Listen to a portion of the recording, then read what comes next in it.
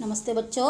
आज हम कक्षा चौथी में परिसर अध्ययन भाग 2 में पाठ 10 दर्रे में घमासान युद्ध के बारे में जानकारी प्राप्त करेंगे। तो दर्रा का अर्थ क्या है? दर्रा का मतलब होता है दो पहाड़ों के बीच का रास्ता, सकरा रास्ता। तो उसके अंदर किस तरह से बाजी प्रभु देशपांडे ने मावलों के साथ मिलकर सिद्दी जौहर के सैनिकों के साथ लड़ाई की, इसके बारे में हम जानकारी प्राप्त करेंगे। तो चलिए हम पाठ की तरफ बढ़ते हैं। तो पहला, पन्हाला जीता और आदिल शाह का क्रोध। अफजल खान की हत्या से बीजापुर में खलबली मच गई। अफजल खान की हत्या से बीजापुर में खलबली मच गई।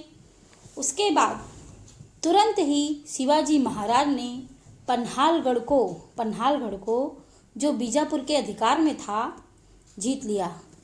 उसके बाद शिवाजी महाराज ने पन्हालगढ़ को जो बीजापुर के अधिकार में था जीत लिया।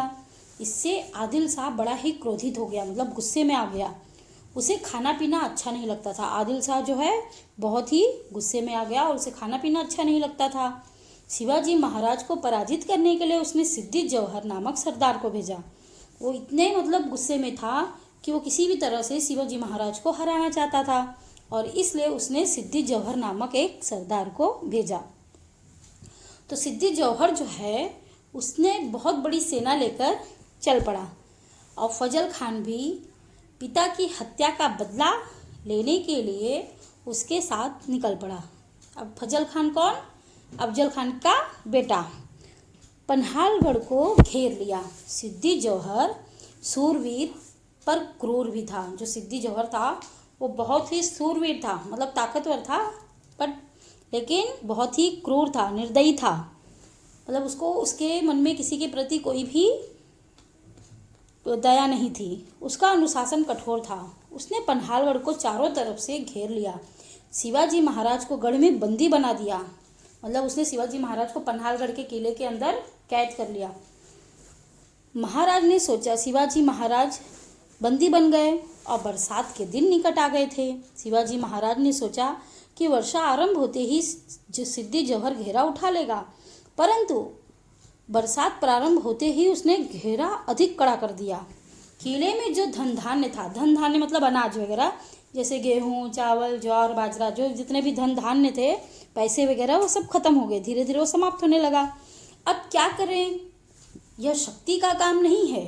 तब शिवाजी महाराज ने युक्ति का मतलब क्या है? युक्ति का मतलब आइडिया से, युक्ति से छुटकारा पाने का निश्चय किया। उन्होंने सिद्दी जौहर के पास संदेश भेजा, शीघ्र ही किला आपके अधीन करता हूँ। वह प्रसन्न हुआ और उसने इस बात को स्वीकार कर लिया। घेरे से सिद्दी की सेना तंग आ गई थी। यह सुनकर सैनिक खुश हो गए और वो शिवाजी महाराज की शरण में आ गए। वे खाने पीने लगे, गाना बजाने लगे और हुक्का पानी में मग्न हो गए। शिवाजी महाराज घेरे से बाहर। तो हमारे जो शिवाजी महाराज हैं उन्होंने घेरे से बाहर निकलने के लिए युक्ति सोची, योजना बनाई कि क्या प्लान करना है, क्या आइडिया लेना है। तो योजना इस प्रकार थी कि उन्होंने दो डोलियां तैयार करवाई। एक डोली में बैठकर शिवाजी महाराज दुर्गम रास्ते से बाहर निकलेंगे। मतलब शिवाजी महाराज ने क्या किया कि सिद्दी जौहर ने जब उनको घेरे के अंदर बंद कर दिया तो उन्होंने क्या किया कि एक युक्ति निकाली कि दो डोली तैयार किया जाए और उस डोली में एक शिवाजी महाराज बैठेंगे और शिवाजी महाराज के जैसे ही दिखने वाला एक आदमी, स्वांग भरने वाला एक आदमी बैठकर महाद्वार के छोटे दरवाजे से बाहर निकलेगा। यह दूसरी डोली शत्रु सेना को सहज दिखाई देगी, इसलिए वह पकड़ी जाएगी और शत्रु यह समझकर खुशी से झूम उठेंगे, शिवाजी महाराज ही पकड़े गए हैं। इस बीच शिवाजी महाराज दुर्गम रास्ते से बाहर खिसक जाएंगे, लेकिन शिवाजी महाराज का स्वांग भरेगा कौन? ऐसा स्वांग भरना मतलब मौत के मुंह में जाना था। लेकिन एक बहादुर जवान तैयार हो गया। दिखने में वह शिवाजी महाराज के जैसा ही था और उसका नाम भी शिवाजी ही था। वह शिवाजी महाराज की सेवा में केशभूषा करने वाला सेवक था। वह बड़ा साहसी और चतुर था। स्वांग भरे हुए शिवाजी की डोली छोटे दरवाजे से बाहर निकल गई। जिसने मतलब शिवाजी का स्वांग भरा था उसने शिवाजी की डोली छोटे दरवाजे से बाहर निकल गई और रात का समय था। मूसलाधार बारिश हो रही थी, फिर भी शत्रुओं की सेना पहरा दे रही थी। उन्होंने उस डोली को पकड़ लिया और शिवाजी महाराज को भी पकड़ लिया। यह मानकर वे उस डोली को सिद्दी जौहर की छावनी में ले गए। वहाँ सभी प्रसन्नता से नाचने गाने लगे। इसी बीच शिवाजी महाराज दुर्गम रास्ते से द्वारागढ़ से बाहर निकल गए और साथ में बाजी प्रभु देशपांडे और उनके गिने चुने सैनिक थे। उन्हीं के साथ बादल देशमुख की सेना थी। इधर कुछ ही समय में शिवाजी का नकली रूप धरने वाला जो आदमी था वो सामने आ गया। तब गुस्से में आकर सिद्दी जौहर ने उसे तुरंत मार डाला। शिवाजी महाराज के लिए, स्वराज्य के लिए इस शिवाजी ने आत्म बलिदान दिया और वह अमर हो गया। शिवाजी महाराज आंखों में धूल झोंक कर खिसक गए। खिसक गए मतलब निकल गए। आंखों में धूल झोंकना मतलब, आंखों में धूल झोंकना का क्या मतलब है? आंखों में धूल झोंकना मतलब धोखा देना, धोखा देकर निकल गए। यह बात सिद्दी के ध्यान में आते ही वो तिलमिला उठा, मतलब एकदम गुस्से से लाल हो गया। उसने बड़ी तत्परता से अपने सरदार सिद्दी मसूद को विशाल फौज के साथ शिवाजी महाराज का पीछा करने के लिए भेज दिया। पीछा शुरू हुआ। दिन निकलते ही उन्होंने शिवाजी महाराज को पांडर पहाड़ी के झरने के पास पा लिया और शिवाजी महाराज उलझन में पड़ गए। उन्होंने बड़ी कठिनाई से घोड़ दर्रा पार कर लिया। मतलब शिवाजी किसी तरह से आंखों में, सिद्दी जौहर के आंखों में धूल झोंककर वो किसी तरह से निकल गए और उन्होंने घोड़ दर्रा को पार कर लिया। ठीक है, अब हम आगे बढ़ते हैं। बाजी प्रभु का बांकपन। तो बाजी प्रभु देशपांडे का बांकपन। झल्लाए हुए सिद्दी के सैनिक बड़ी तेजी से दर्रे की ओर बढ़ रहे थे। शिवाजी महाराज ने सोचा कि अब विशालगढ़ पहुंचना कठिन है। उन्होंने बाजी प्रभु से कहा, बाजी, समय बड़े संकट का है। आगे चढ़ाई है, पीछे शत्रु है। अब विशालगढ़ तक पहुंचना कठिन है।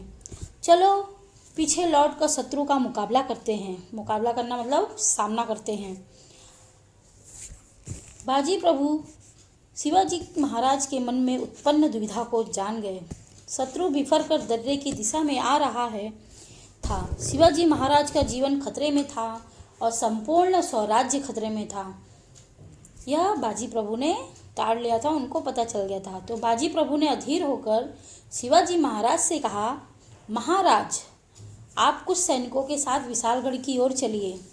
महाराज, आप कुछ सैनिकों को अपने साथ लेकर विशालगढ़ की तरफ आगे जाइए और बचे हुए जो सैनिक हैं उनके साथ हम दर्रे के मुंह पर खड़े रहेंगे। महाराज, मैं मर जाऊंगा पर शत्रु को दर्रा पार करने ना दूंगा। एक बाजी गया तो दूसरा बाजी आपको मिल जाएगा, लेकिन स्वराज्य को शिवाजी महाराज की जरूरत है। तो बाजी प्रभु देशपांडे ने क्या कहा कि महाराज, आपको सैनिकों के साथ विशालगढ़ की ओर चलिए। बचे हुए सैनिकों के साथ मैं दर्रे के मुंह पर खड़ा रहता हूँ और महाराज, मैं मर जाऊंगा परंतु शत्रु को दर्रा पार करने न दूंगा। शत्रुओं की संख्या अधिक है और एक बाजी मर गया तो आपको दूसरा बाजी मिलेगा, परंतु स्वराज्य को दूसरा शिवाजी नहीं मिलेगा और स्वराज्य को शिवाजी महाराज की जरूरत है। शत्रुओं की संख्या अधिक है, हम संख्या में कम हैं। यहाँ हम टिक नहीं सकेंगे। आप यहाँ न रुकिए, हम दर्रे पर डटे रहेंगे। शत्रु को हम यहाँ रोक लेंगे। जब तक आप गढ़ पर नहीं पहुँचते तब तक हम शत्रु को यहीं रोक के रखेंगे। आप निश्चित होकर जाइए। बाजी प्रभु की स्वामी भक्ति देखकर शिवाजी महाराज का मन भर आया। बाजी प्रभु जैसा रत्न खोना उन्हें स्वीकार नहीं था, किंतु उन्हें स्वराज्य के लक्ष्य तक पहुंचना था।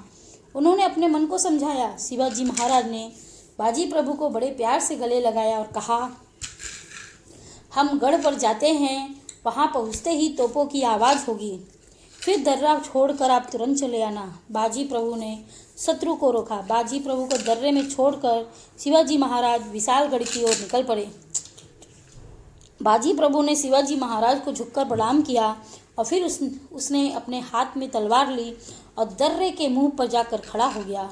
उसने मावलों की टोलियां बनाई और उनके टोलियां मतलब क्या, जैसे ग्रुप जैसे समूह, उनके स्थान निर्धारित किया और मावलों ने गिट्टी पत्थर लेकर इकट्ठे किए और पूरी तैयारी के साथ अपनी अपनी जगहों पर खड़े हो गए। दर्रे के मुंह पर मावलों की फौलादी दीवार खड़ी हो गई। इसी समय शत्रु के युद्ध के नारे सुनाई पड़ रहे थे। शत्रु दर्रे के नीचे आ गया था। बाजी प्रभु ने मावलों से कहा, बहादुर सैनिकों, सावधान, प्राण भले ही त्याग दो, पर अपने अपने स्थान पर डटे रहो, शत्रु दर्रा पार न करने पाए। बाजी प्रभु और उसके मावले साथी दर्रे के मुंह पर पैर जमाकर खड़े हो गए। दर्रे का मार्ग कठिन हो गया और दर्रा टेढ़ा मेढ़ा था। एक साथ 3-4 आदमी को ऊपर चढ़ सकते थे। उधर शिवाजी महाराज विशालगढ़ की ओर हवा की तरह बढ़ते जा रहे थे और विशालगढ़ का किला अभी दूर था। गढ़ में पहुंचने के लिए 1.5-2 घंटे का समय और चाहिए था। उतनी देर तक यदि बाजी प्रभु दर्रे के मुंह पर शत्रु से संघर्ष करता रहा तो शिवाजी महाराज की विजय निश्चित है। दर्रे में युद्ध। लगातार दर्रे में घमासान युद्ध हो रहा था और शत्रु की सेना दर्रा चढ़ रही थी और लगातार लोग मावले जो है पत्थरों की बरसात कर रहे थे। चतुराई से युद्ध करने लगे। शिवाजी महाराज के मावलों ने कई शत्रुओं का सफाया किया और कई सैनिकों के सिर फूट गए। पहली टुकड़ी पराजित हुई, वह पीछे हटी। फिर दूसरी टुकड़ी बड़े उत्साह से दर्रा पर चढ़ने लगी। बाजी प्रभु चिल्ला उठा, मारो काटो। मावले जोश से भर उठे। हर हर महादेव का नारा लगाते हुए वे शत्रुओं पर टूट पड़े। पत्थरों की वर्षा शुरू हो गई। शत्रु धड़ाधड़ गिरने लगे। जोश के साथ बाजी प्रभु चिल्लाया, शाबाश मेरे वीर सिपाहियों, और पत्थर बरसाओ, शत्रु को मारो, जोर से प्रहार करो, शाबाश। दूसरी टुकड़ी नष्ट हो गई। उधर घोड़े पर सवार शिवाजी महाराज विशालगढ़ की ओर तेजी से बढ़े जा रहे थे। गढ़ की सीमा निकट आ रही थी। प्रत्येक क्षण बड़ा ही महत्वपूर्ण था। विशालगढ़ के नीचे शत्रुओं की घेराबंदी थी। शिवाजी महाराज ने कुछ चुने हुए साथियों के साथ शत्रु पर आक्रमण कर दिया। शत्रु सैनिकों से मुकाबला करते हुए शिवाजी महाराज की तरफ बढ़े। वे अपने मावलों के साथ शत्रु के घोड़े घेरे को तोड़कर विशालगढ़ की ओर बढ़ गए। बाजी प्रभु का पराक्रम। यहाँ घोड़ दर्रे में घमासान युद्ध चल रहा था। सिद्दी मसूद क्रुद्ध हो उठा। उसकी तीसरी टुकड़ी दर्रा चढ़ने लगी। मराठों ने अपूर्व वीरता का परिचय दिया। शत्रु ने बाजी प्रभु पर हमला किया, उसको घेर लिया। बाजी प्रभु आवेश में लड़ने लगा। उसने अद्भुत पराक्रम दिखाया, मतलब उसने बहुत ही पराक्रम दिखाया। बाजी प्रभु के शरीर पर बहुत प्रहार हुए थे। अंग अंग पर घाव लगे थे, चोट लगे थे। शरीर से खून की धाराएं बह रही थी। फिर भी वह अपने स्थान पर अडिग रहा। उसका सारा शरीर खून से लथपथ हो गया, मगर वह पीछे न हटा। उसने मावलों को ऊंची आवाज में आदेश दिया। मावलों ने बड़े जोश के साथ शत्रु पर धावा बोल दिया। शत्रु पीछे हटा। बाजी प्रभु घायल हो गया था। फिर भी युद्ध जारी रखने के लिए वह मावलों को प्रेरणा दे रहा था। उसका सारा ध्यान तोपों की आवाज की ओर लगा हुआ था। उसका सारा ध्यान तोपों की आवाज की तरफ लगा हुआ था। वह पावन दर्रा। उसी समय तोप की आवाज हुई और युद्ध भूमि में गिरे हुए बाजी प्रभु के कानों में तोपों की आवाज़ सुनाई पड़ी। और युद्ध भूमि में जब बाजी प्रभु पूरे एकदम लहूलुहान हो गए, मतलब पूरे खून से लथपथ हो गए थे। उनके जो शरीर के हर अंग पर बहुत ही चोट लगे हुए थे, घाव लगे हुए थे, और वो लहूलुहान हो गए। और लहूलुहान होने के बाद जब वो गिर पड़े तो उनका सारा जो ध्यान है वो तोपों की आवाज़ की तरफ था। और उस समय तोप की आवाज़ हुई। युद्ध भूमि में गिरे हुए बाजी प्रभु के कानों में तोपों की आवाज़ सुनाई पड़ी। महाराज गढ़ पर पहुंच गए। मैंने अपना कर्तव्य पूरा किया।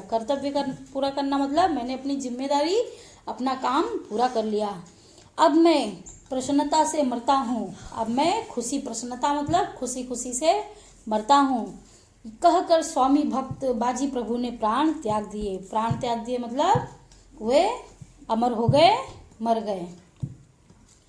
जब विशालगढ़ पर महाराज को इस बात का पता चला तब उन्हें बहुत ही दुख हुआ और उन्होंने कहा, विशालगढ़ पर शिवाजी महाराज पहुंच गए और जब उनको इस बात का पता लगा कि बाजी प्रभु देश पांडे ने प्राण त्याग दिए हैं तब उनको बहुत ही दुख हुआ और उन्होंने कहा, बाजी प्रभु देश पांडे स्वराज्य के लिए शहीद हुए। बादल के लोगों ने पराकाष्ठा का युद्ध किया। जो बादल के लोग थे, जितने भी उसमें साथी लोग थे, उन्होंने बहुत ही अच्छी तरह से अपनी वीरता का परिचय दिया और उन्होंने अच्छे से युद्ध किया। बाजी प्रभु जैसे देशभक्तों के कारण ही स्वराज्य आगे बढ़ा। बाजी प्रभु देश पांडे जैसे देशभक्त जो हैं, उनके कारण ही स्वराज्य जो है आगे बढ़ा उस स्वामी भक्त के रक्त से घोड़ दर्रा पवित्र हुआ। और उस स्वामी भक्त के रक्त से, रक्त का मतलब क्या होता है? खून। तो उस स्वामी भक्त के रक्त से घोड़ दर्रा जो है वो पावन हो गया। पावन हो गया मतलब पवित्र हो गया। पावन दर्रा के नाम से यह दर्रा इतिहास में अमर हुआ।